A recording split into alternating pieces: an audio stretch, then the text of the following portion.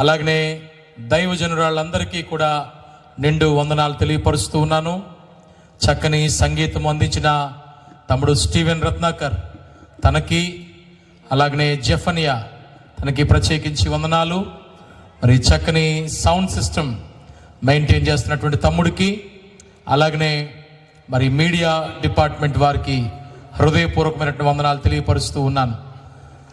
కూడి వచ్చిన మీ అందరికీ కూడా హృదయపూర్వక వందనాలండి. తెలుగులో సామెత ఉంది, సంస్కారం లేనట్టుకు నమస్కారం పెట్టకూడదట. నేను ఇంకా నమస్కారం పెట్టి ఉంచిన అందరికీ వందనాలండి. ప్రైజ్ ద లార్డ్, హల్లెలూయా. ఈ ద్వారపూడి ప్రాంతంలో, ఈ యొక్క కాలనీలో ఏర్పాటు చేయబడిన పరిచర్యలో ఆయా ప్రాంతాల నుంచి వచ్చిన విశ్వాసులందరికీ వందనాలు. మా సంఘస్థులు వెంకయ్యంపేట నుంచి వచ్చిన సంఘస్థులు కనబడుతున్నారు, వారికి నిండు దీవెనలు. అలాగనే కొంతమూరు తదితర ప్రాంతాల నుంచి వచ్చిన వారికి, స్థానిక సంఘమునకు, ఈ ప్రాంతవాసులందరికీ ప్రభువైన యేసుక్రీస్తు నామం పేరట నా నిండు వందనాలు తెలియపరుస్తూ ఉన్నాను. ఈ రాత్రికాల సమయంలో ఈ యొక్క అద్భుతమైన కార్యక్రమాన్ని ఈ ప్రాంతంలో నిర్వహిస్తూ ఉన్నారు. క్రిస్మస్ అనేటువంటి ఈ పేరు ఈ రోజున ఏ చోటకు వెళ్ళినా కూడా చాలా ఎక్కువగా వినబడుతూ ఉంది. దీని తాలూకు కార్యక్రమాలు కనబడుతూ ఉన్నాయి. ఈ క్రిస్మస్ అనేటువంటిది యేసు ప్రభువుని నమ్మిన వారు మాత్రమే కాదు, యేసు ప్రభువుని ఎరగని వారు సైతం ఈ క్రిస్మస్ని సెలబ్రేట్ చేసుకుంటూ ఉన్నారు. ఈ క్రిస్మస్ యొక్క గొప్పతనం ఏంటంటే, ఇది చాలా లాంగెస్ట్ ఫెస్టివల్, అంటే ఎక్కువ కాలం ఉండేటువంటి పండుగ. కొన్ని పండుగలు కొన్ని ప్రాంతాలకు పరిమితం అవుతాయి, కొన్ని పండుగలు కొన్ని ఊర్లకు పరిమితం అవుతాయి, కొన్ని పండుగలు కొన్ని జిల్లాలకు పరిమితం అవుతాయి, కొన్ని పండుగలు కొన్ని రాష్ట్రాలకు పరిమితం అవుతాయి, కొన్ని పండుగలు దేశానికి పరిమితం అవుతాయి. కానీ ఈరోజు ఇక్కడ జరుగుతున్న ఈ పండుగ, ఈ క్రిస్మస్ అనే పండుగ, ఇది వీధికి కాదు, ఊరుకు కాదు, గ్రామాలకి కాదు, జిల్లాలకి కాదు, రాష్ట్రాలకి కాదు, దేశాలకు కాదు, ఇది విశ్వవ్యాప్తమైన పండుగ. ఇది ప్రపంచమంతా సెలబ్రేట్ చేసుకునే ఒకే ఒక్క పండుగ. Hallelujah. This festival is universal. ఇది విశ్వవ్యాప్తంగా జరిగే పండుగ. హల్లెలూయా. ఎంత ఎక్కువగా జరిగించుకునేటువంటి పండుగ మాత్రమే కాదు, ఇది లాంగెస్ట్ ఫెస్టివల్. అంటే కొన్ని పండుగలు ఒక రోజు ఉంటాయి, అర్ధపూట ఉంటాయి, కొన్ని 3 రోజులు ఉంటాయి, కొన్ని 7 రోజులు ఉంటాయి, కొన్ని అయితే 14-15 రోజులు ఉండొచ్చు. కానీ ఈ పండుగ 3 నెలలు కవర్ చేస్తుంది. నవంబర్ 25న అడ్వెంట్ అంటారు, అప్పుడు బిగిన్ అవుతుంది. జనవరి 15 వరకు కూడా కొనసాగుతుంది. అందుకే దీన్ని ఏమంటారంటే, దిస్ ఈజ్ ఎ సీజన్ అంటారన్నమాట. అంటే ఇది క్రిస్మస్ పండుగ మాత్రమే కాదు, ఇది క్రిస్మస్ కాలము. ఎందుకు కాలము అన్నారు? ఎండాకాలము, ఇప్పుడు చలికాలము అని ఎలాగైతుందో, ఇది క్రిస్మస్ కాలము. ఈ క్రిస్మస్ కాలములో ఈ పండుగ ప్రపంచవ్యాప్తంగా ప్రతిరోజు ఏదో ఒక చోట ఈ పండుగ జరుగుతూనే ఉంది. అధికారికంగా భూమి మీద 195 దేశాలు ఉన్నాయట. అధికారికంగా భూమి మీద 195 దేశాలు ఉన్నాయి. మీ చేతిలో సెల్ ఫోన్ ఉంటే గూగుల్లో how many countries are there in the world అంటే 195 అని చెప్తుంది. అందులో మీరు how many countries celebrate Christmas అని అడిగితే ఆ 195 దేశాలకు గాను 150 నుండి 160 దేశాలు క్రిస్మస్ పండుగను జరిగించుకుంటాయి. చప్పట్లు కొట్టి దేవునికి స్తోత్రం చెల్లించుదాం. ఇది నా మాట కాదు, మీ చేతిలో ఉన్న మీ సెల్ ఫోన్లో అడిగితే, చాట్ జీపీటీలో కానీ గూగుల్ని కానీ అడిగితే అది ఇచ్చే answer. How many countries do celebrate Christmas in this world అని మీరు అడిగితే అది ఇచ్చే సమాధానం అది. అంటే ఈ భూమి మీద ఉన్న 195 అధికారిక దేశాలలో సుమారు 85 నుంచి 90% దేశాలన్నీ కూడా ఈ క్రిస్మస్ని జరిగించుకుంటా ఉన్నాయి. ఎందుకు ఇది అన్ని పండుగల కంటే భిన్నమైనది? ఎందుకు అన్ని పండుగల కంటే ఇది చాలా విశేషమైనది? ఎంత ఆదరణ ఎందుకు పొందుకున్నది అంటే ఒక చిన్న కారణం. ఒక చిన్న కారణానికి ఎంత పెద్ద పండుగ ఉంటుందా అంటే ఈ కారణం ఏంటో మీరు వినాలి. ఆ కారణం ఏంటంటే మనుషులందరూ కూడా పై స్థాయికి ఎదగాలనుకుంటారు, గొప్పవారు అవ్వాలనుకుంటారు. డొక్కు సైకిల్ తక్కేవాడు జీవితాంతం డొక్కు సైకిల్లోనే ఉండాలనుకోడు, ఏదో ఒక మోటార్ సైకిల్ కొనుక్కోవాలనుకుంటాడు. మోటార్ సైకిల్ నడిపేవాడు కారులోనికి వెళ్ళాలనుకుంటాడు. ప్రతి ఒక్కరూ అప్డేట్ అవ్వాలనుకుంటారు. కీప్యాడ్ ఫోన్ వాడేవాళ్ళు ఆండ్రాయిడ్ వాడాలనుకుంటారు. ఆండ్రాయిడ్ వాడాలనుకున్న వాళ్ళు ఐఫోన్ వాడాలనుకుంటారు. ప్రతి ఒక్కరూ కూడా అప్డేట్ అవుతూ ఉంటారు. అంటే ఎదుగుదల అనేది ఆశిస్తారు. మనిషి ఏ స్థాయికి ఎదిగిపోయాడంటేనట, slowly man is trying to become God. మనిషి ఎలా మారిపోదాం అనుకుంటున్నాడంటే, నేనే దేవుణ్ణి అయిపోతే ఎంత బాగుండును అనే కాడకు ఆలోచిస్తున్నాడట. నేనే దేవుణ్ణి అయిపోతే, నేనే దేవుని స్థానంలో పూజలు అందుకుంటే, నేనే దేవునిలాగా అందరినీ కంట్రోల్ చేయగలిగితే అనే ఊహల్లోనికి మనిషి వెళ్ళిపోతున్నాడు. కొంతమంది వెళ్ళిపోయారు కూడా. భూమి మీద దేవుళ్ళుగా పిలువబడుతున్నారు కూడా మనుషులు. కొంతమంది మనుషులేమో దేవుళ్ళం అయిపోదామని చూస్తుంటే దేవుడు మనిషి అయిపోదాం అనుకున్నాడట. అది క్రిస్మస్ యొక్క గొప్పతనం. హల్లెలూయా. దేవునికి ఒక ఆలోచన వచ్చింది, మనిషి ఏమో దేవునిలాగా అయిపోదాము, నాకు ఆ శక్తులున్నాయి ఈ శక్తులున్నాయి అని అందామనుకుంటున్న సమయంలో దేవుడు అనుకున్నాడు, నేను మనిషిలా మారిపోదాము. ఎందుకు దేవుడు మనిషిలాగా మారాల్సి వచ్చింది అంటే, మానవులమైన మనతో ఆయన సహవాసాన్ని కలిగి ఉండాలనుకున్నాడు. కాబట్టి మనకి దేవునికి ఒకప్పుడు ఉన్నటువంటి సహవాసం ఎలా ఉండేదంటే, ఒక మేడ మీద ఒక పిల్లవాడు ఎగరేసే గాలిపటంలా ఉండేది. అక్కడ గాలిపటం ఉంటుంది, ఇక్కడ పిల్లోడి ముఖంలో చిరునవ్వు ఉంటుంది. ఆకాశంలో గాలిపటము, మేడ మీద పిల్లోడి ముఖంలో చిరునవ్వు. అది అక్కడ ఎగురుతున్నంతసేపు నా గాలిపటం, నా గాలిపటం, నా గాలిపటం అని చెప్పి పిల్లవాడి ముఖం చిరునవ్వులు చెందుతూ ఉంటుంది. ఫ్రెండ్స్కి చెప్తారు, రే నాది చూసావు ఎక్కడ ఎగురుతుందో, అదిగో అది మీ అందరికంటే టాప్ లెవెల్లో ఉంది అంటాడు. ఊర్లో ఉన్న వాళ్ళందరికీ చెప్తాడు, ఇంట్లో ఉన్న వాళ్ళకి చెప్తాడు, అదిగో నా గాలిపటం అక్కడ ఉంది అంటాడు. మధ్యలో దారం ఎవరికి కనబడదు. అటువంటి స్థితిలో దేవునికి మానవునికి మొదట్లో సంబంధం ఉండేది. దేవుడు పరిశుద్ధుడు, మానవుడు కూడా దేవునితో చక్కని సహవాసం ఉండేవాడు. కానీ ఒక రోజున ఏమైందో తెలుసా? ఆ గాలిపటానికి మనిషికి మధ్యలో ఉన్న ఆ సంబంధము తెగిపోయింది, ఆ దారము తెగిపోయింది. గాలిపటము మనిషికి అందనంత దూరానికి వెళ్ళిపోయింది. ఇప్పుడు ఆ పిల్లవాడి ముఖంలో చిరునవ్వు లేదు, వేదన, ఆందోళన, అంతా కోల్పోయినటువంటి బాధ, ఇప్పుడు దాకా ఉన్నటువంటి ఆ గొప్ప విధానమంతా కూడా పోయింది అనే బాధ వచ్చి కుమిలిపోయిన పరిస్థితి. గాలిపటం తెగిపోయిన పిల్లోడు సంతోషంగా బిర్యానీ పెట్టండి అంటాడా? లేదు కదా. కానీ ఆ తెగిపోయిన గాలిపటమే వెతుక్కుంటూ ఈ పిల్లోడి దగ్గరికి వచ్చిందనుకోండి, అప్పుడు పండగ జరుగుతుంది. ఇప్పుడు మనం అదే పండగ చేసుకుంటున్నాం. హల్లెలూయా. ఈరోజు ఎవరైనా ఉపవాసం ఉన్నారా? ఇక్కడ అందరూ కూడా చివరిలో చక్కగా భోజనం చేసే కదా వెళ్తారు.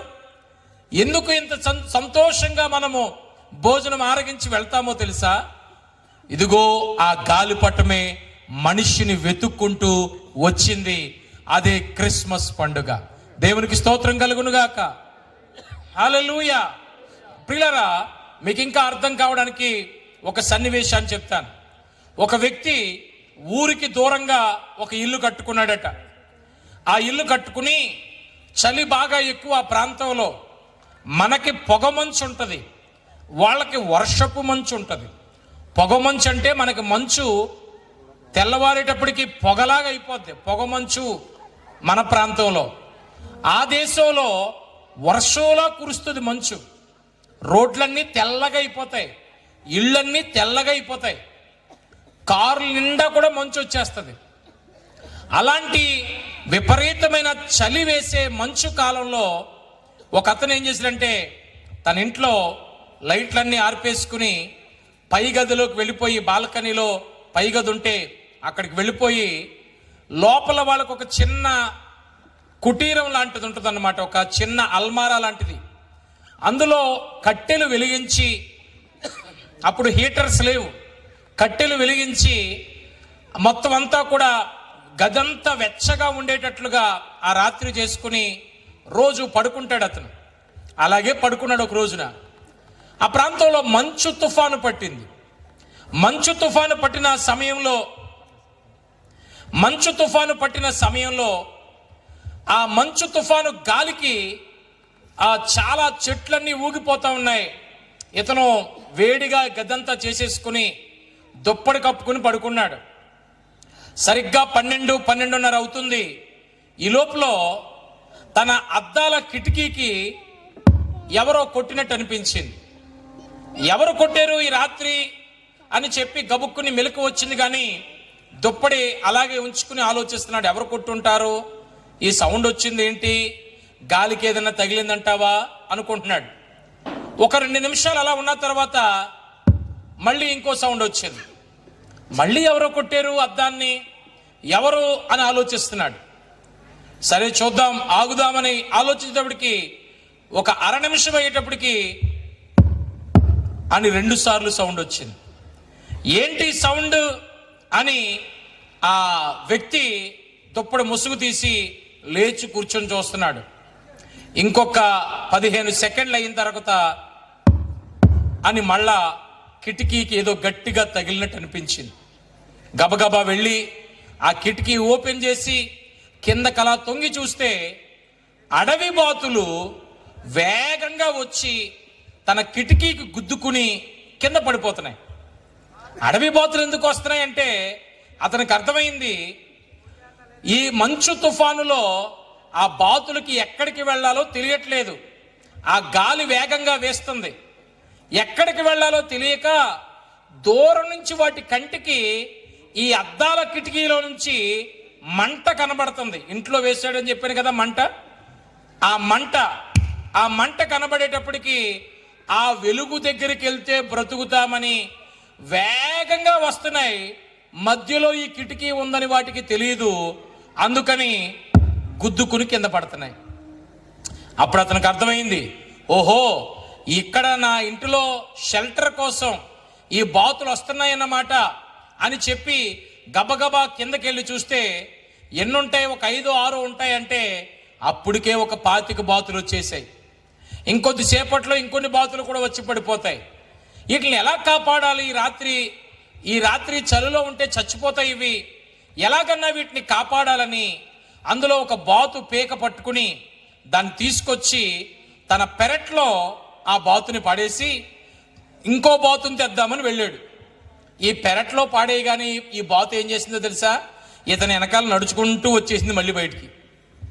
అదేంటిది వచ్చిందేంటి అని చెప్పి మళ్ళీ దాన్ని పీక పట్టుకుని మళ్ళా తీసుకెళ్ళి తన పెరట్లో పెట్టాడు. అది మళ్ళీ వచ్చేసింది. మళ్ళా ట్రై చేశాడు, మళ్ళీ వచ్చేసింది. పనికి మాలిన బాతు, ఇది నా మాట విని చెత్తలేదని చెప్పి ఇంకో బాతుని తీసుకున్నాడు. దాన్ని తీసుకొచ్చి నువ్వైనా నికరంగా ఉండు అని తన పెరట్లో పెట్టాడు. అది వచ్చేసింది. నువ్వు ఇలాంటి దానివేనా అని ఇంకోటి తీసుకెళ్ళాడు, అది వచ్చేసింది. అతనికి 1/2 గంట సేపు కష్టపడ్డాడు. అంత భయంకరమైన చలి తుఫానులో చెమటలు పట్టేసింది. ఆ రాత్రి ఇసుపొచ్చింది. నేను మిమ్మల్ని కాపాడదామనుకుంటున్నానే పిచ్చి మొహాలారా, మీరేమో నా మాట వినిపించుకోవట్లేదు, నా భాష మీకు అర్థమై చావట్లేదా అని అతనికి చాలా ఫ్రస్ట్రేషన్ వచ్చేస్తుంది లోపల. చాలా ట్రై చేస్తున్నాడు, ఒక్కటంటే ఒక్క బాతు కూడా అతని మాట వినట్లేదు. అతనికి అనిపించింది, నేను మనిషిలా పుట్టాను, మిమ్మల్ని కాపాడదాం అనుకుంటున్నాను, కానీ మీకేమో నా భాష అర్థం అవ్వట్లేదు, నాకేమో మీ భాష అర్థం అవ్వట్లేదు. అలా అర్థం అవ్వాలంటే నేను కూడా బాతుగా పుట్టుంటే సరిపోనేమో.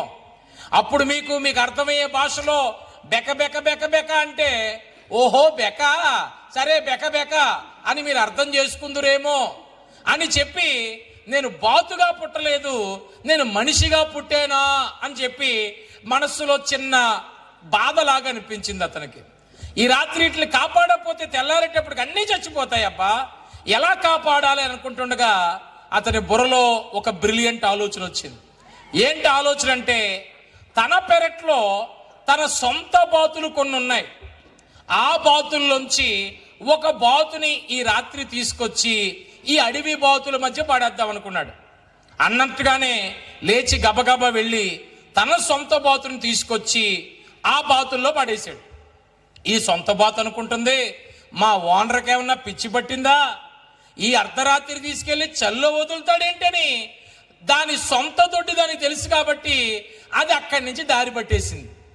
ఈ బాతు ఎప్పుడైతే దారి పట్టేసిందో ఈ అడవి బాతులు అనుకుంటున్నాయి, ఇది మన బ్యాచే, ఇది మన జాతే, దీనికి దారి తెలుసు అనుకుంటాను, అయితే దీని వెనకాల పోదామని ఆ అడవి బాతులన్నీ కూడా లైన్ పట్టేశాయి. ఇప్పుడు ఒక్క బాతు తన సొంత బాతుని పెట్టేటప్పటికి ఈ మిగిలిన అడవి బాతులు 50 బాతులు కూడా వచ్చి ఆ రాత్రి ఆ పెరట్లో ఉన్నాయి. నాకు తెలిసే మీ కథ ఇది, ఇలా చేస్తే మీరు మాట వింటారని నాకు తెలుసని అప్పుడు వాటన్నిటినీ రాత్రి షెల్టర్లో పెట్టి ఉదయం వరకు కూడా వాటికి ఏ అపాయం రానివ్వకుండా కాపాడుకోవడానికి అతను కృషి చేశాడు. వాటిని చేసిన తర్వాత మనసు ఎంతో సంతృప్తి అనిపించింది. ఆ సంతృప్తి అనిపించి అతడు గదిలోనికి వెళ్ళి పడుకున్నాడు. పడుకుని ఆలోచిస్తున్నాడు, ఈరోజు ఎంత మంచి పని చేశాను, 50 బాతుల్ని ప్రాణాలు కాపాడాను నేను. అవును, ఇందాక ఏమనుకున్నాను, నేను మనిషిగా పుట్టాను కానీ బాతుగా పుట్టుంటే సరిపోను, నేను మీ ప్రాణాలని బెకబెకాని కాపాడుదును అని అనుకున్నాను కదా. లేదు లేదు లేదు, ఈ పాటికి నేను బాతుగా పుట్టుంటే ఎవరొకరు ఇంట్లో పులుసైపోదు నేను. కాబట్టి నేను బాతుగా పుట్టకపోవడమే మంచిది. నాకు తెలివి ఉంది కాబట్టి ఈ బాతుని ఇంకొక బాతుని తీసుకొచ్చి పడేసి నేను కాపాడుకోగలిగాను అని అతనికి ఆలోచన వచ్చినప్పుడు దూరాన వాక్యం వినబడుతుందట. అదేంటో తెలుసా వాక్యము? మానవుడెవడు మానవుని పాపముల నుండి మరొక మానవుడు విడిపించలేడు గాని ఆ మానవుని పాపముల నుండి విడిపించడానికి దేవుడే ఈ లోకములోనికి మానవుడిగా తన రూపము మార్చుకుని జన్మించాడు. అదే క్రిస్మస్. హ్యాపీ క్రిస్మస్ అని చెప్తున్నారు. దేవునికి స్తోత్రం కలుగును గాక.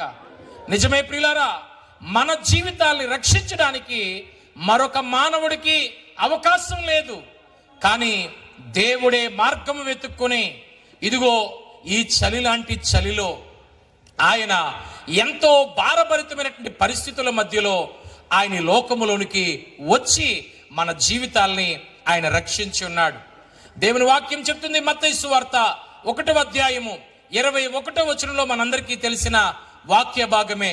ఏమని రాయబడుతుంది? మత్తయి సువార్త 1వ అధ్యాయము 21వ వచనాన్ని చదువుతున్నట్లయితే, ఆమె ఒక కుమారుని కనును, తన ప్రజలను వారి పాపముల నుండి ఆయనే రక్షించును గనుక ఆయనకు యేసు అను పేరు పెట్టుదు అనెను. దేవునికి స్తోత్రం కలుగును గాక. 2 చేతులు పైకెత్తి హల్లెలూయా చెప్దామా? Happy Christmas, merry Christmas. ఒకసారి మీ పక్కన ఉన్న వారికి హ్యాపీ క్రిస్మస్ చెప్పండి. ఒకసారి షేక్ హ్యాండ్ ఇచ్చి మరీ చెప్పండి, హ్యాపీ క్రిస్మస్ అండి అని చెప్పండి. నిద్రకని చెప్పండి. హల్లెలూయా.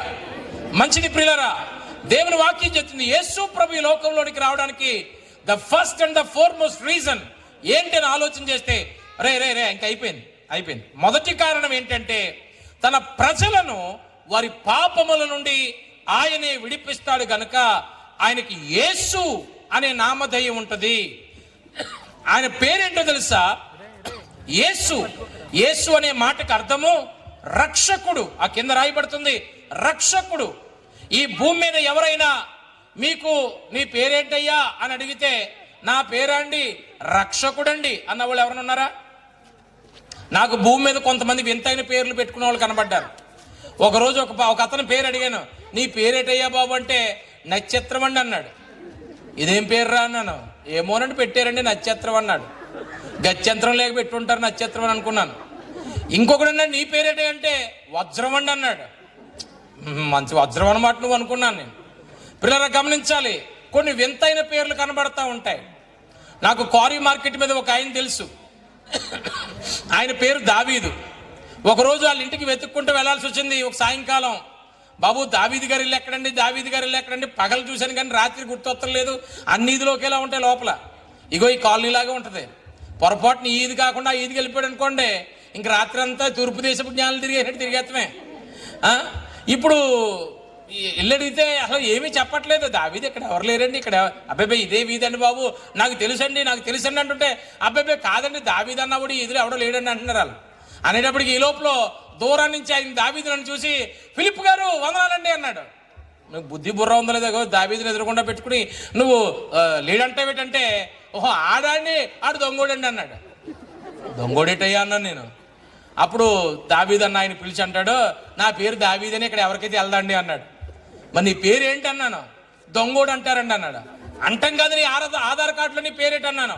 నా ఆధార్ కార్డులో కూడా దొంగోడనే ఉంటుందండి అన్నాడు. ఇదేం పేరయ్యా అన్నాను. ఎవరన్నా ఇలాంటి పేరు పెట్టుకుంటారా? దొంగోడేటి మరి బతుకని, ఇది ఎవరో నిక్నేం పెడితే పర్లేదు. అదేంటి నీ దొంగోడేటంటే, మా ఇంట్లో మగపిల్లలు పుట్టి చచ్చిపోతున్నారటండి, మంచి పేరు పెట్టినప్పుడు ఎలా చచ్చిపోతున్నారని, ఈసారి పుట్టేవాడు సావకుండా ఉండాలంటే చెడ్డ పేరు ఎట్టమన్నాడట ఎవడో, అందుకు ఈ పేరు ఎట్టినట్టు బతికేసాడట. దేవుడికి స్తోత్రం కలుగునుగాక. హల్లెలూయా. ఒక ఆయనకి 4 కూతుర్లట. 4 కూతుర్లు పుట్టిన తర్వాత 4 పేర్లెట్టి చచ్చిపోయాడట. మొదటి అమ్మాయి పేరు విరిగిన అట, రెండవ అమ్మాయి పేరు సిరిగిన అట, మూడవ అమ్మాయి పేరు పాడైపోయిన అట, 4వ కూతురు పేరు చచ్చిపోయిన అట. ఏంటిది? విరిగినా, చిరిగినా, పాడైపోయినా, చనిపోయినా, ఇదేం పేర్లు రా అనుకుంటే, ఒకరోజు వాళ్ళ ఇంటికి చుట్టం వచ్చాడట. కార్డు పెట్టుకుని, పలానా 16వ తారీఖున మా ఇంట్లో పెళ్ళండి రావాలండి అని వస్తే, అయ్యయ్యో అలా నిలబడిపోయినట్టు కూర్చోండి, కుర్చీ ఎత్తానని నా ఇంటి వెళ్ళాలన్నదట. అమ్మాయి విరిగినా కుర్చీ పట్టురా అన్నదట. ఇడనుకున్నాడట, ఇరిగిపోయిన కుర్చీ కానీ ఎత్తారేటి నాకు, లేదంటే కుర్చీ మీద కూర్చోకూడదని నిర్ణయం తీసుకున్నాను. అయ్యయ్యో కనీసం షాప్ మీద కూర్చోండి, అమ్మాయి చిరిగినా షాపట్టురా అన్నదట. ఇది ఇంట్లో ఇరిగిపోయిన కుర్చీలు, చిరిగిపోయిన షాపులు తప్ప ఏమీ ఉండవా? వద్దులండి ఇలా నిలబడి ఉంటాను. అయ్యయ్యో ఏదో తాగాలి కదా, ఏమీ తాగకపోతే ఎలాగా? పాలు తాగుతారా అన్నదట. సరే పోనీ పట్టండి, పాలు ఎట్టండి అన్నాడట. పాలు కాదు టీ ఉందా అండి అన్నాడట. టీ ఉంది బాబు. అమ్మాయి పాడైపోయినా టీ పట్టరా. పాడైపోయిన టీ ఎట్టుకొస్తారా? వద్దులండి, టీ తాగడం మానేశాను, ఏదన్నా పాలు ఉంటే చూడండి. ఆవు పాలు తాగుతారా బాబు? ఆవు పాలు మంచిగా కదా, తాగుతాను పెట్టండి. అమ్మాయి చనిపోయినా ఆవు పాలు, చచ్చిపోయిన ఆవు పాలు ఎట్టుకొస్తారా? పిల్లరా, మీకు నవ్వు రావడం కోసం చెప్పాను, మిమ్మల్ని అందరినీ యాక్టివేట్ చేయడం కోసం. ఎవరో అలాంటి పేర్లు పెట్టరు కానీ ఇది మాత్రం వాస్తవం. యేసు అనే మాటకి రక్షకుడు అని అర్థం. హల్లెలూయా. ఏంటి రక్షకుడు? దేని నుండి రక్షించే రక్షకుడు. పిల్లరా, దేని నుండైనా రక్షించే వాళ్ళు మనకి లోకంలో ఉన్నారు. దేని నుండైనా మనల్ని కాపాడేసే వాళ్ళు, మన అప్పుల నుండి కాపాడగలిగే వాళ్ళు ఉన్నారు, కోర్టు కేసుల నుండి కాపాడగలిగే వాళ్ళు ఉన్నారు, గొడవల నుంచి కాపాడగలిగే వాళ్ళు ఉన్నారు. దేని నుండైనా మనల్ని కాపాడగలిగే వాళ్ళు ఉన్నారు. కానీ పాపముల నుండి రక్షించగలిగిన వారు ఈ భూమి మీద ఎవరున్నారు? నిన్ను వారి పాపముల నుండి, తన ప్రజలను వారి పాపముల నుండి ఆయనే రక్షించను.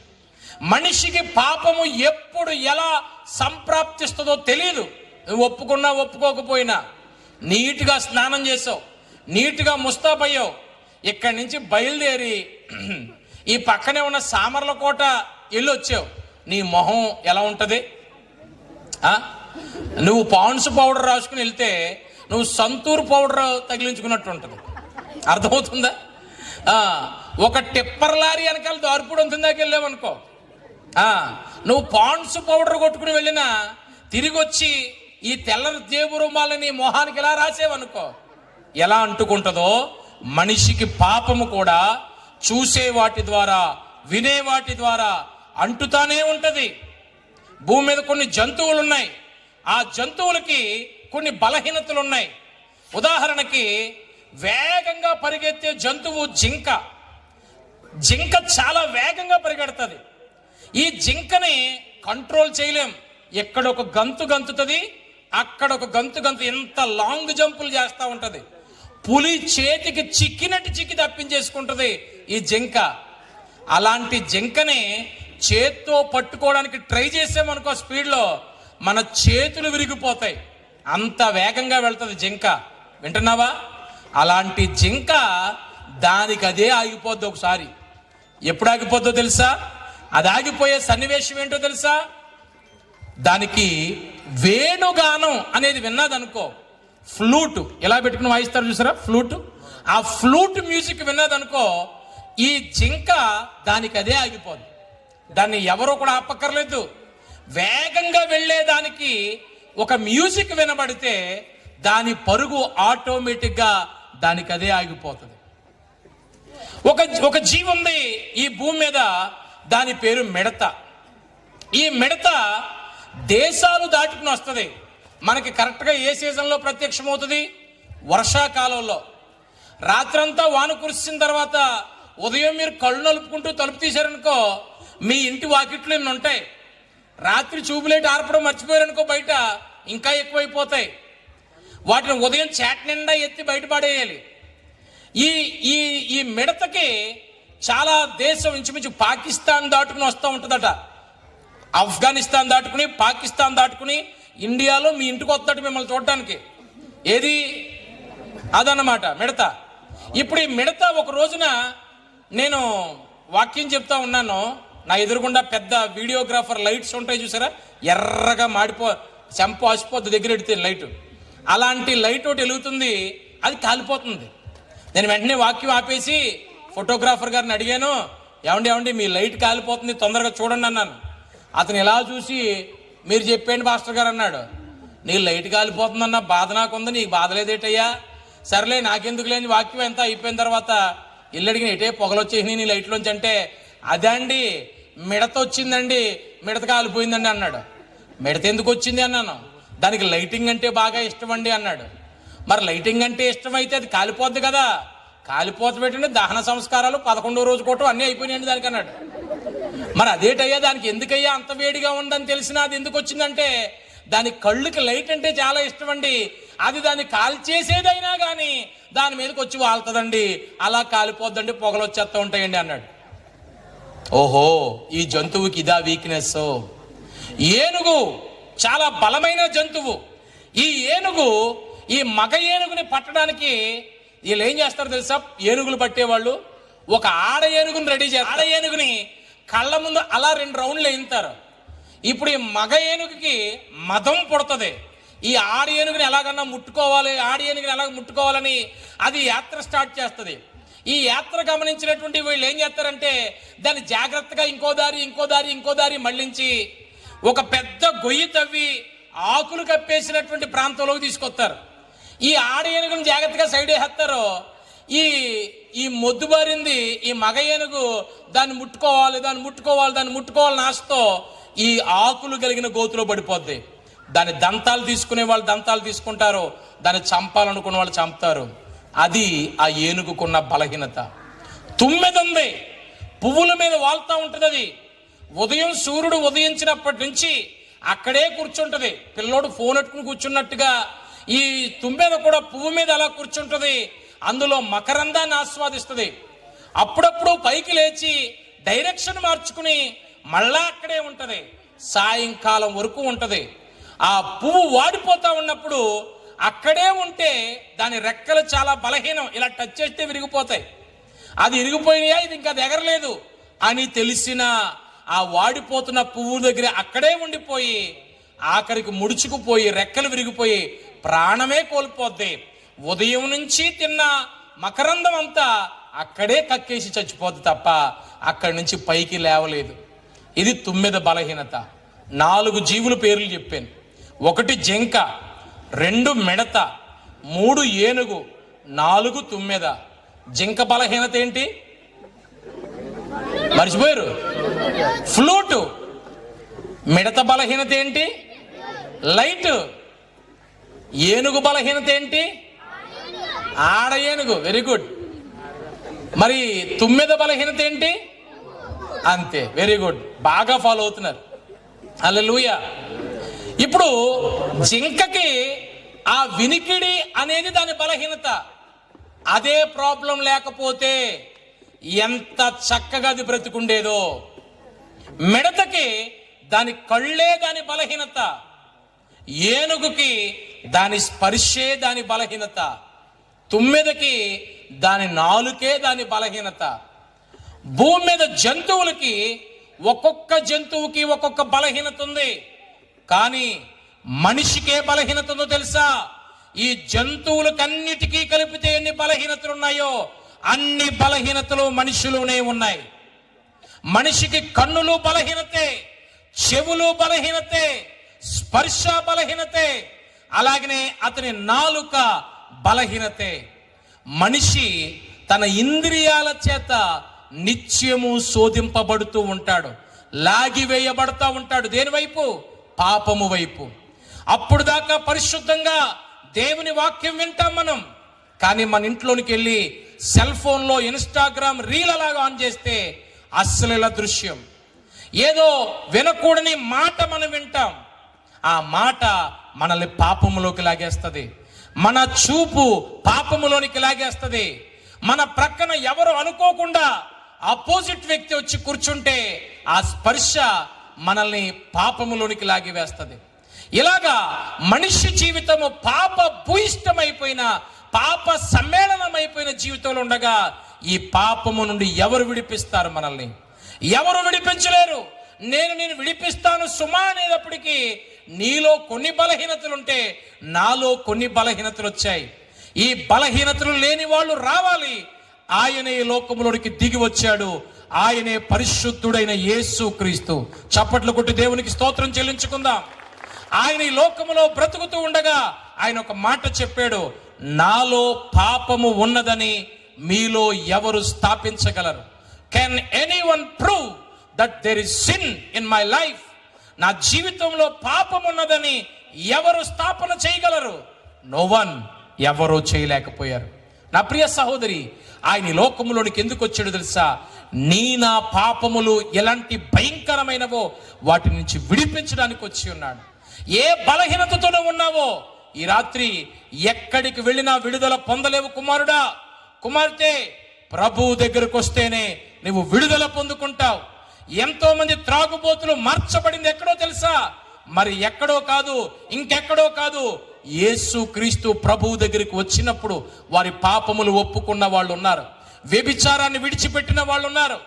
ఎంత కొట్టినా దొంగ తన అబద్ధాన్ని, తన నేర చరిత్రను ఒప్పుకోడు. కానీ ఒక వాక్యం వింటుండగా దూరాన్ని ఎక్కడు నిలవబడి కళ్ళు మూసుకుని మోకాళ్ళు వేసి, యేసు క్రీస్తు ప్రభువా, నేను భయంకరమైన దొంగను అని ఒప్పుకున్న వాళ్ళు ఎంతో మంది ఉన్నారు. లాఠీలు విరిగిపోయేటట్లు కొట్టిన నిజం చెప్పని వాడు ఒక వాక్యం వింటుండేటప్పటికీ హృదయం బద్దలైపోయి తన జీవితాన్ని ప్రభువుకి సాక్ష్యముగా మార్చేసుకున్నాడు.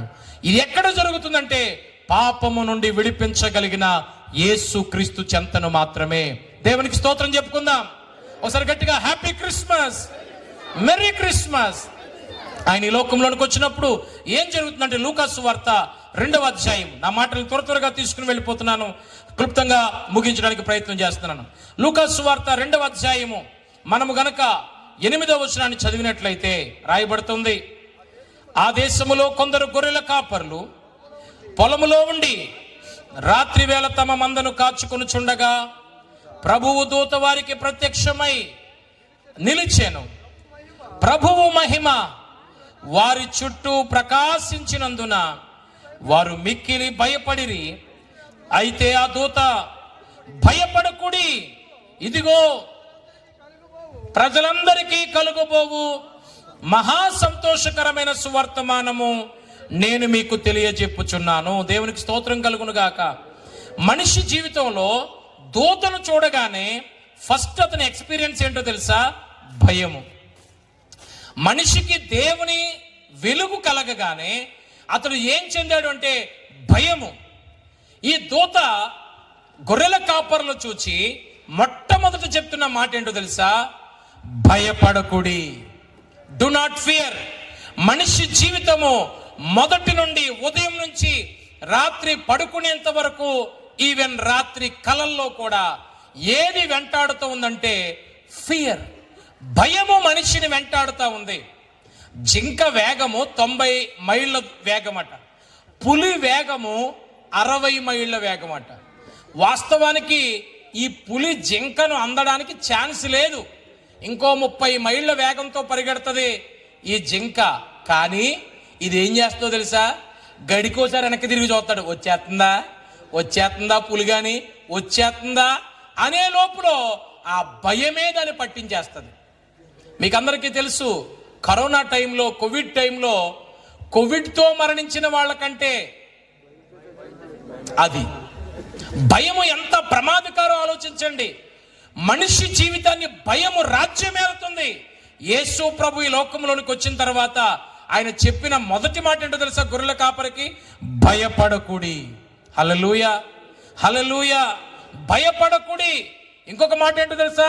నాకు బాగా ఇష్టం ఈ మాట అంటే, ఇదిగో ప్రజలందరికీ అనండి ఒకసారి, మళ్ళీ ఇంకోసారి అనండి. నాకు బాగా ఇష్టమైన మాట ఏంటంటే, ఆ ఇదిగో ప్రజలందరికీ అనే మాటలో ప్రజలందరికీ తీసేసేయండి, ఇంకేం మిగిలింది? గట్టిగా చెప్పండి, గట్టిగా చెప్పండి. ఇదిగో.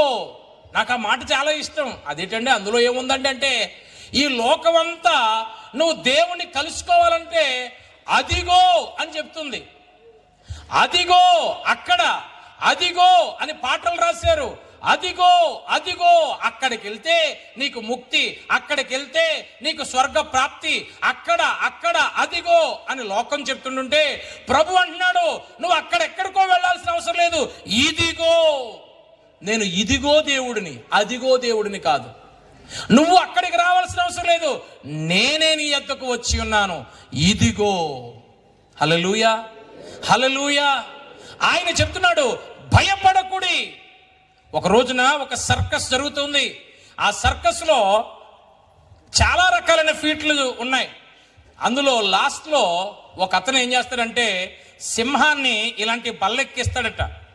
ఇలా బల్లెక్కించి దాన్ని కూర్చోబెడతాడు. కూర్చోబెట్టి అందరినీ చప్పట్లు కొట్టండి అంటాడు. అందరూ చప్పట్లు కొడుతుంటే దాని నోరు ఇలా తెరుస్తాడు. నోరు తెరిచి చప్పట్లు చప్పట్లు అంటే అందరూ చప్పట్లు కొడుతుండగా ఆ నోట్లో తన తల పెట్టి 2 నిమిషాలు ఉంచుతాడు. ఆ నోట్లో, సింహం నోట్లో తల పెట్టి 2 నిమిషాలు ఉంచుతాడు. టైం చూసుకోండి అంటాడు. 2 నిమిషాలు అయిన తర్వాత తీస్తాడు. ఈ లోపల సింహానికి తుమ్ము వచ్చింది అనుకో, ఏమైపోయినట్టు? మెడకాయ మీద తలకాయ కట్ అయిపోయినట్టే. దాని ముక్కులోకి ఏగో దూరిందనుకో, అయిపోయినట్టే. అయినా కానీ ధైర్యంతో వాడు ఆ సింహం నోట్లో తల పెడతాడు. అది కూడా ఆ అని అలా ఉండిపోద్దంతే, అది ముయ్యదు. ఈ లోపల ఒక రోజున అందరూ ఆ ఫీట్ కోసం ఎదురు చూస్తున్నారు. సెల్ ఫోన్లు తీసుకుని రికార్డింగ్ చేసుకుంటూ చూస్తున్నారు. అందరూ చప్పట్లు కొడుతున్నారు. సింహం నోరు తెరిచాడు, తల నోట్లో పెట్టాడు. కరెక్ట్గా 15 సెకండ్లు 20 సెకండ్లు అవుతుంది. ఇతను బాబోయ్ బాబోయ్ బాబోయ్ బాబోయ్ అని కేకలేస్తున్నాడు. అరేరే, ఈసారి సింహానికి తిక్కరేగినట్టుంది. ఇది మొత్తానికి కొరికేయడం మొదలు పెట్టినట్టుంది, చంపేస్తున్నట్టుంది అనేటప్పటికి ఆ సర్కస్ నిర్వాహకులు వచ్చేసారు, గుమిగూడేశారు. ఏంటి అని చూశారు. ఎవరు మట్టుకెళ్ళి కూర్చొని ఏమవ్వలేదు అని చెప్పేసి అన్నారు. 2 నిమిషాల తర్వాత వాడు తల బయటికి తీసాడు. అంతా హ్యాపీగానే సజావుగానే సాగిపోయింది. కానీ మీలో ఉన్న డౌటే వాళ్ళలోనే ఉండిపోయింది. ఆడు ఎందుకు అరిచాడని. ఎందుకు అరిచాడు అంటే ఆ తర్వాత చెప్పాడు ఎవడో, ఆడికి బొద్దింకంటే చాలా భయమట. ఆ బొద్దింకాడు ప్యాంట్ మీదకి ఎక్కేసిందట. ఆ బొద్దింక దేని మీద ఎక్కేసింది? ఆడికి ప్యాంట్ మీదకి ఎక్కేసింది. అది మీదకి వచ్చేద్దామని బాబాయ్ బాబాయ్ బాబాయ్. అందరూ వాడిని ఎంత బలవంతుడు అనుకున్నారు తెలుసా? సింహం నోట్లో తలకైట్టేస్తాడు, ఎంత ధైర్యవంతుడో. సింహం నోట్లో తలకైట్టేస్తాడు, ఎంత సూర్యుడో, వీరాది వీరుడు, సౌరాది సూర్యుడు అనుకుంటుంటే వీడు దేనికి భయపడుతున్నాడు? అది మనం చాలాసార్లు అనుకుంటూ ఉంటాం, మనకి ఇంతంటే భయం లేదు, అంతంటే భయం లేదు. వాస్తవానికి మనిషి జీవితంలో భయపడాల్సిన దానికి భయపడట్లేదు, భయపడక్కర్లేని ప్రతి చిన్నదానికి భయపడతా ఉన్నాడు. 1వ తారీఖు వస్తుందంటే భయం, చీటీ వస్తుందంటే, మంగళవారం వస్తుందంటే అయ్యి బాబోయ్ ఇవాళ మంగళవారం కూడా వచ్చేస్తాడు బాబోయ్, బుధవారం వస్తుంది ఇవాళ బుధవారం కూడా వచ్చేస్తాడు బాబోయ్, ఇవాళ శుక్రవారం కూడా వచ్చేస్తాడు బాబోయ్, శనివారం కూడా వచ్చేస్తాడు బాబోయ్. ఇంక వారాలు లేవు, ఉంటే వాళ్ళు కూడా వచ్చేది. ప్రియమైన వారు, ప్రతిరోజు వస్తుంటే భయం, వెళ్తుంటే భయం, ప్రతిదీ భయమే. హాస్పిటల్కి వెళ్తా ఉంటే రిపోర్ట్ ఏమవుతుందో భయం, ప్రతి చోట భయము. పిల్లలకి పరీక్షలు అంటే భయం, వీళ్ళకి సెలవులు వస్తాయంటే తల్లిదండ్రులకు భయం. ఎక్కడైనా కానీ మనిషిని ఏం వెంటాడుతుందంటే అప్పు తీసుకునేవాడికి భయం, అప్పు ఇచ్చేవాడికి భయం, ప్రతి ఒక్కరికి భయమే. భయము మనిషిని వెంటాడుతుంది. ఈ భయాలన్నీ కూడా అక్కర్లేని భయాలు. మనిషికి అసలైన భయం ఉండాలి, దేవుడంటే భయం ఉండాలి. అది తగ్గిపోయింది. ఆ దేవుడా పర్లేదులే మన మాట వింటాడు అన్నట్టుగా మారిపోయాడు. నువ్వు ప్రతి చిన్నదానికి ఎందుకు భయపడాల్సి వస్తుందో తెలుసా? భయపడాల్సిన దేవునికి భయపడలేకపోతున్నావు కాబట్టి. ఈ లోకంలో ప్రభువు చెప్తున్నాడు, మీరు భయపడకండి. దేవుని వాక్యం చెప్తుంది, యెహోవా యందలి భయము పవిత్రమైనది, ఇట్ ఈస్ హోలీ. యెహోవా యందలి భయము జ్ఞానమునకు మూలము. మనిషికి దేవుని భయం ఉంటే దేనికి భయపడనవసరం లేదు. హల్లెలూయా. అదే దేవునితో చెప్తుంది, భయపడకండి గొర్రెల కాపరులారా, ప్రజలందరికీ మహా సంతోషము. యేసు ప్రభు ఈ లోకంలోనికి రావడం ద్వారా 2వ మేలేంటో తెలుసా? భయాన్ని దూరం చేసిన వాడు ఆయన. ఆ తర్వాత 3వ మేలేంటో తెలుసా?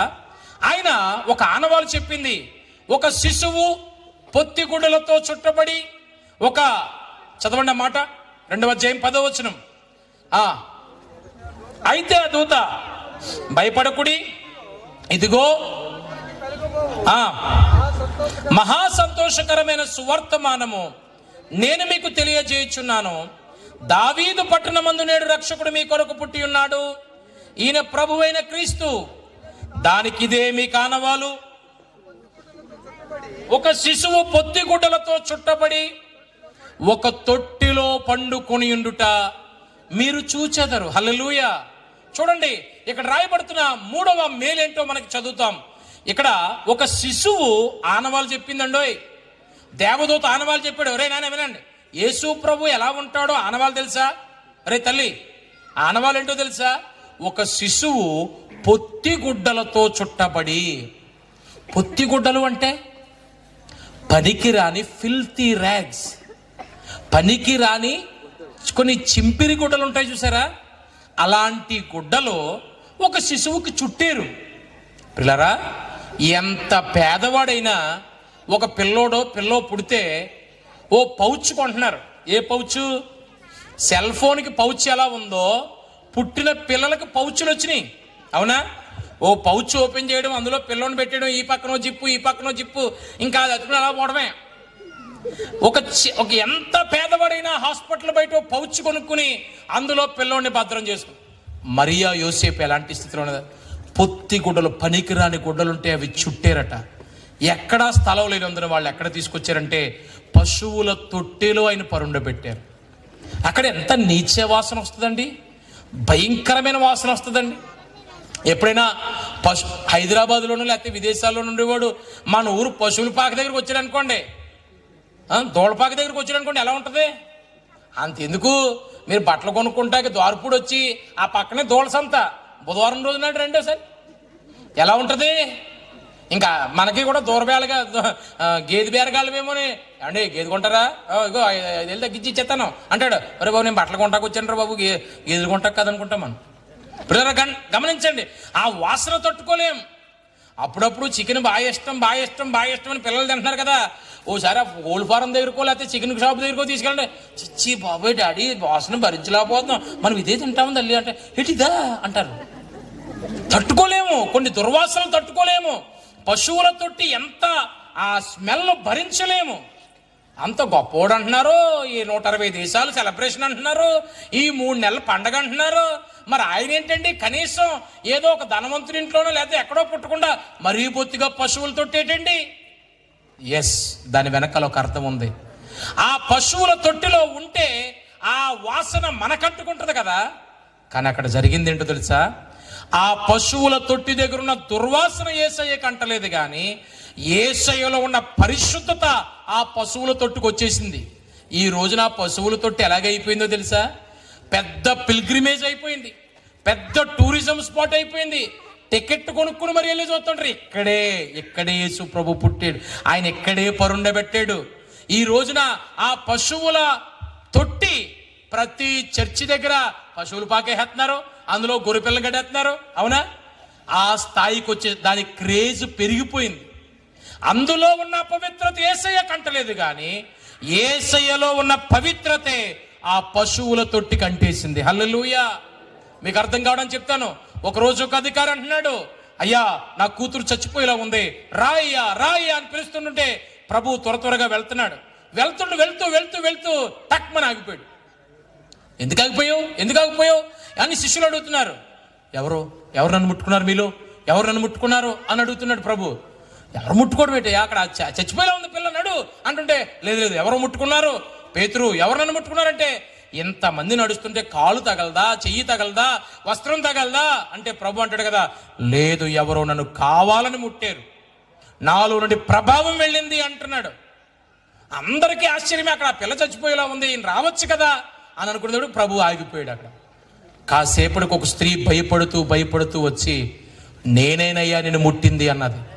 అవునమ్మా, ఎందుకు ముట్టావంటే, నాకు 12 సంవత్సరాల నుంచి రక్తస్రావం అనే రోగం ఉందయ్యా, నాన్ స్టాప్ బ్లీడింగ్. సంతోషంగా పండగకి వెళ్దాం అనుకుంటాను, సంతోషంగా ఫంక్షన్కి వెళ్దాం అనుకుంటాను, ఉన్న పళంగా వస్త్రాలన్నీ కూడా రక్తసిక్తం అయిపోతాయి. నాకు ఆ వ్యాధి ఉంది, నాకు నాన్ స్టాప్గా ఈ బలహీనత ఉంది, వైద్యానికి డబ్బంతా ఖర్చు చేశాను, ఎక్కడా స్వస్థత లేదు. మరి ఏమైంది? నీ వస్త్రపు చెంగు ముట్టుకుంటే బాగుపడతాననుకున్నానయ్యా, మరి ఏమైంది? నిన్ను ముట్టగానే నాలో ప్రభావం వచ్చింది, నాకు స్వస్థత వచ్చిందయ్యా అని ఆమె చెప్పగానే ఆ ప్రభు అంటాడు, కుమారి నీ విశ్వాసము నిన్ను స్వస్థపరిచేను, సమాధానము గలదానవే వెళ్ళిపో. ఆమెలో ఉన్న రోగము ప్రభువు కంటలేదు, కానీ ప్రభువులో ఉన్న స్వస్థత, పరిశుద్ధత ఆమె దేహానికి తాకగా ఆమె విడుదల పొందింది. దేవునికి స్తోత్రం కలుగును గాక. ఈరోజు యేసు ప్రభు చెంతకు వస్తుండగా నీకు ఏ బలహీనత ఉన్నా ప్రభు ఆ బలహీనత నుంచి విడిపించి నేను స్వస్థపరిచే దేవుడై ఉన్నాడు. Happy Christmas. ఆఖరి మాట చెప్పుకుని ముగించేసుకుందాం. దూతలు ఒక పాట పాడాయట. ఏంటా పాట? సర్వోన్నతమైన స్థలములలో దేవునికి మహిమయు, ఆయనకిష్టులైన మనుషులకు భూమి మీద సమాధానము కలుగునుగా, కానీ దేవుని స్తోత్రము చేయుచుండెను. ఎవరు? దేవదూతలు ఆరాధన. అందరూ చెప్పండి, దేవదూతలు అనరా? దేవదూతలు గట్టిగానండి. ఇదిగో దేవదూతలు చూసారు, ఒకసారి లేకంటారా దేవదూతలు? ఇదిగో దేవదూతలు ఆరాధన చేస్తున్నారు. ఏమని ఆరాధన? సర్వోన్నతమైన స్థలములలో దేవునికి మహిమ, ఆయనకిష్టులైన మనుషులకు భూమి మీద సమాధానము. ఈ ఆరాధనలో ఒక సీక్రెట్ వదిలేశారు వాళ్ళు. ఆ సీక్రెట్తో ముగించేసుకుందాం. ఆ సీక్రెట్ ఏంటో తెలుసా? భూమి మీద ఆయనకిష్టులైన మనుషులకు సమాధానం. హల్లెలూయా.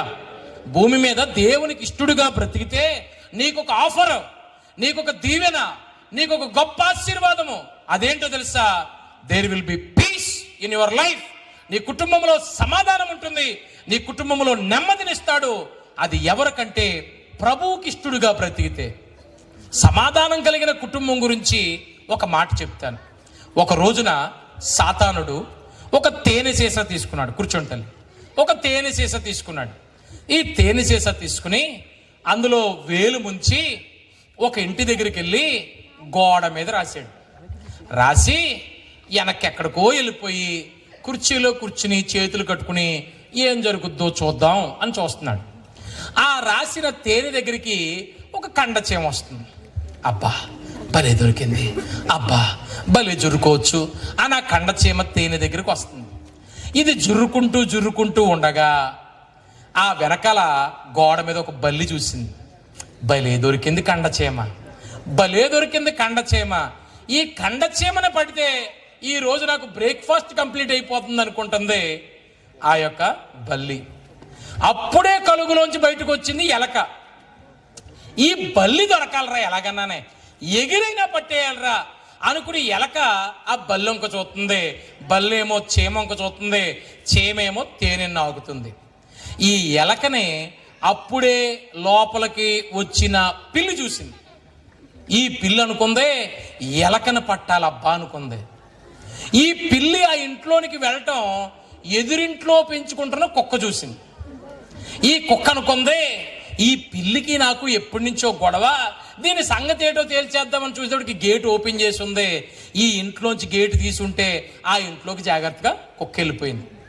గదిలోకి వెళ్ళిపోగానే ఈ పిల్లి ఎలకొంక చూడటం మానేసి, అమ్మ బాబోయ్ ఎలక మాట దేవుడెరుగు, కుక్క చేతిలో దొరికేనా నాకు కుక్క చావే అనుకునేది ఏం చేసిందంటే నెమ్మదిగా వంటగదిలోకి వెళ్ళిపోయింది. ఇది ఊరుకుంటుందా, ఈ కుక్క కూడా వంటగదిలోకి వెళ్ళిపోయింది.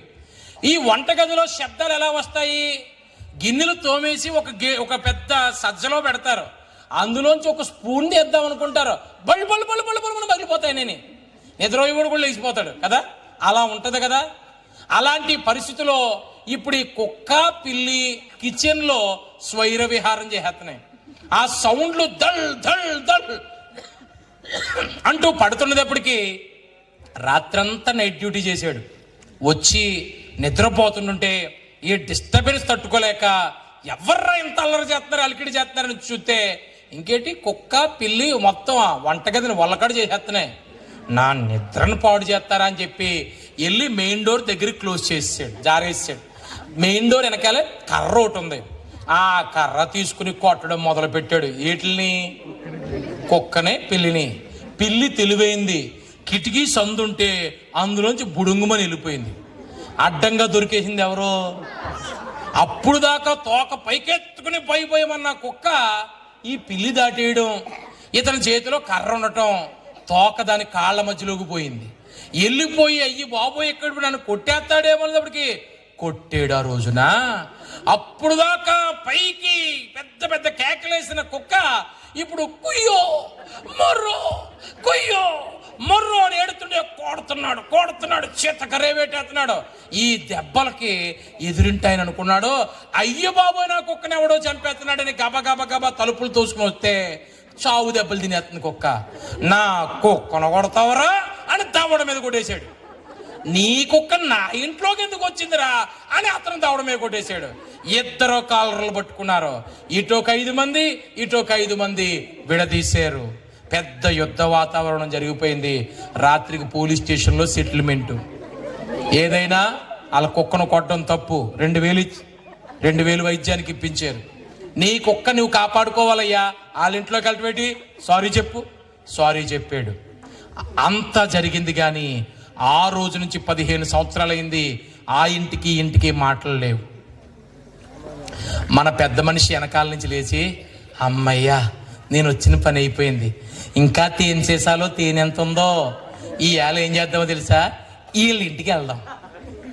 రేపు ఏం చేద్దామో తెలుసా, వాళ్ళ ఇంటికి వెళ్దాం. ఎల్లుండు అవి వెనకాల నిలబడి చూస్తున్నారు కదా, వాళ్ళ ఎవరోకి ఇంటికి వెళ్దాం, అందరి ఇల్లు కవర్ చేద్దాం అని ప్రతిరోజు ఏదో ఇంటికి వస్తున్నాడు. మీ ఇంటికి వచ్చి ఉంటాడు, ఈ పాటికి వచ్చున్నాడా, వచ్చి ఉంటాడు. దానికి ఆనవాళ్ళు ఏంటో తెలుసా, సంతోషంగా బండి మీద బయటికి వెళ్తాం, తిట్టుకుంటూ వస్తూ ఉంటాం. నీ వల్లే కుదురుగా కూర్చోలేకపోతున్నావా, నువ్వు తినంగా నడపలేకపోతున్నావా, ఈ తిట్టుకుంటూ వస్తానుకో ఆడు వస్తాడనమాట మీ ఇంటికి. కొన్ని సార్లు సంతోషంగా కూర వండుకుంటావు, కానీ అదేటో గోడకి పిడకేసినట్టు ఉంటుంది మీ ఇంట్లో అన్నం కంచం. దాని అర్థం ఏంటి, అదన్నమాట సమాధానము నశించిపోతున్న లోకంలో ఉన్నాం.